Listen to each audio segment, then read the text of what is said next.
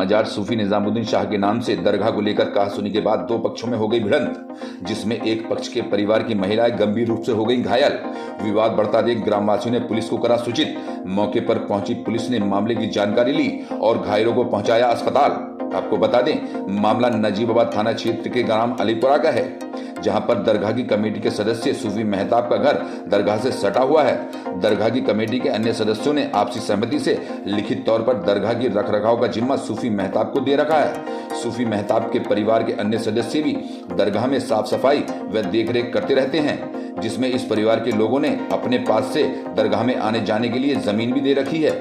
लेकिन गांव के दबंग प्रवृत्ति के कुछ लोग दरगाह व उसकी जमीन पर अपना कब्जा जमाना चाहते हैं। दरगाह की जमीन पर कब्जा करने की नियत से गांव के ही मयूनुद्दीन, बराहुद्दीन, मुर्तजा, नसरुद्दीन, कमालुद्दीन आदि ने सुबह के समय सूफी मेहताब के घर लाठी डंडों व ईंट पत्थरों से हमला बोल दिया। हमलावरों ने घर का मेन गेट तोड़कर घर में घुसकर सामान की तोड़फोड़ करने के साथ साथ महिलाओं के साथ मारपीट भी की, जिसमें सूफी मेहताब के साथ साथ उनकी मां नजमा व परिवार की अन्य महिलाएं गंभीर रूप से घायल हो गई। सूचना पर पहुंची पुलिस हमलावरों को पकड़कर थाने ले गई। पुलिस ने पीड़ित का मेडिकल कराकर उचित कार्रवाई का आश्वासन दिया।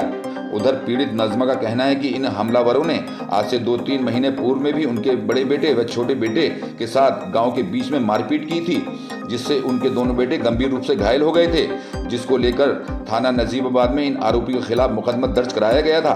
पीड़ित नजमा का कहना है कि आए दिन यह लोग मेरे व मेरे परिवार के साथ मारपीट करते रहते हैं, जिससे मुझे और मेरे परिवार को इन लोगों से जान का खतरा बना हुआ है। पीड़िता ने अपने परिवार की सुरक्षा के लिए पुलिस प्रशासन से गुहार लगाई है। देखिए जिला प्रभारी मुशर्रफ अली की खास रिपोर्ट। और ये बहुत पुरानी कदीमी दरगाह है यहाँ पर, और इसका मुतवल्ली मैं हूँ। इसकी देखरेख की जिम्मेदारी तमाम कमेटी के सदस्यों ने मुझे सुपुर्द की है, और बाकी ये सारा का सारा काम जो है वो ग्राम प्रधान की मौजूदगी में ही हुआ था। और ये जो विवाद है वो विवाद इस जगह को लेकर है कि जहाँ ये लोग दीवार करना चाहते हैं, लेकिन ये रास्ता हमारी खसरा नंबर 218 में से दिया गया था, जो हमारी ज़मीन है, और ये रास्ता कॉमन था कि जिसमें हमारे खिड़की दरवाजे भी लगे हुए हैं। ये देखिए आगे हमारे अब से नहीं, ये सालों से हमारे खिड़की दरवाजे लगे हुए हैं। आगे तक जो है ये पहले से ही यहाँ पर मौजूद हैं। इनके होते हुए भी ये लोग यहाँ पर ज़बरदस्ती दीवार करने की वजह से हर दूसरे तीसरे महीने ये विवाद करते हैं। पिछली बार भी इन्होंने इसी तरीके से मेरी माँ को, मेरे भाइयों को मारा था, और आज भी इन्होंने घर में घुसकर तमाम तोड़फोड़ मचाई और दीवार करने के लिए बजिद हुए। मोइनुद्दीन, नसीरुद्दीन, मुर्तजा, बुरहान, अलिया, कमालुद्दीन, बहुत सारे घर के लोग आए हुए थे मारने के लिए, और बहुत लोग 50 आदमी खड़े थे यहाँ पे। और उन्होंने घर में घुसकर तमाम हमारा छप्पर तोड़ दिया, पाइप तोड़ दिया, और ये सारा का सारा पथराव यहाँ पर पड़ा हुआ है। और पुलिस के सामने ही पुलिस ने बल्कि हाथों हाथ, रंगे हाथों उन्हें पाइप के हाथ लिए हुए, पाइप उन्होंने हाथों में ले रखे थे, डंडे ले रखे थे, जब ये हाथों हाथ यानी गिरफ्तार किया और वो थाने में उनको लेकर गए। बात का रहने वाला हूँ जिला बिजनौर का। यहाँ दरगाह शरीफ सूफी निजामुद्दीन स्थित है, और मैं यहाँ इस कमेटी का एक सदस्य हूँ।